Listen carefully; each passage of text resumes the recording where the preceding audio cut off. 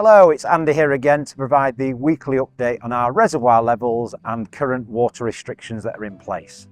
I'm here at the beautiful Damflask reservoir just outside Sheffield on another glorious, dry, sunny day here in Yorkshire. We've seen water demand on the domestic side of things reduced by 1 billion litres since we introduced the restrictions on the 11th of July. And that's come about due to three main reasons.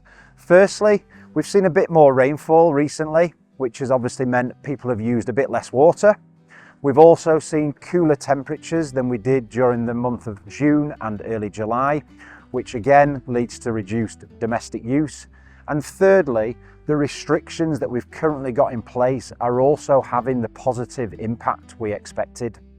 So just to echo Dave's comments from last week, a huge thank you to all of our customers that have reduced their water usage and popped their hose pipes away for a while. We really do appreciate it. So reservoir levels this week stand at 47%. Now that's a 2% reduction from last week. And as always, we compare it to where they normally should be for this time of year, and we're still around 30% lower. So it just goes to illustrate the challenging position that we're in.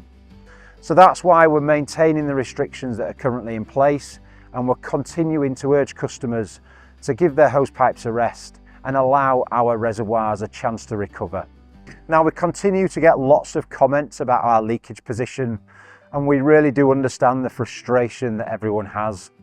But I would genuinely like to assure everyone that we're continuing to work incredibly hard to reduce leaks and fix and find them as quickly as possible.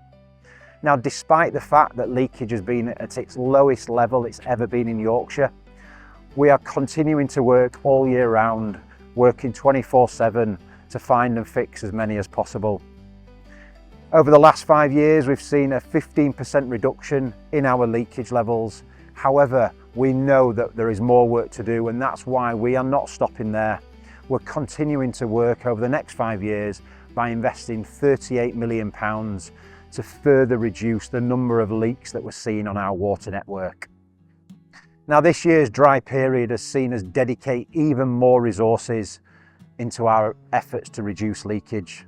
We've seen an increase of 100 leakage inspectors in our teams, which is a 25% increase, and they are there out on the network every day, finding and fixing as many leaks as possible.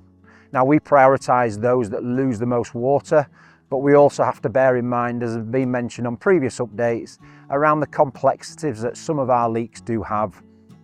That's why that we may see some of our leaks repaired quicker than others. Now, we fix around 826 leaks every week, which is about 3,600 each month. And we do know that some areas of our network are prone to more leaks than others, and that's why we're investing £406 million into replacing over 1,000 kilometres of our water mains on the network. So again, I'd just like to thank all of our customers that do report leaks to us, and also those that call in just to check that the reports have been made on particular leaks that they do see out there on the network. We really do appreciate it and are very grateful. And it all helps in our combined efforts in reducing water usage and protecting our water supplies for the rest of the year.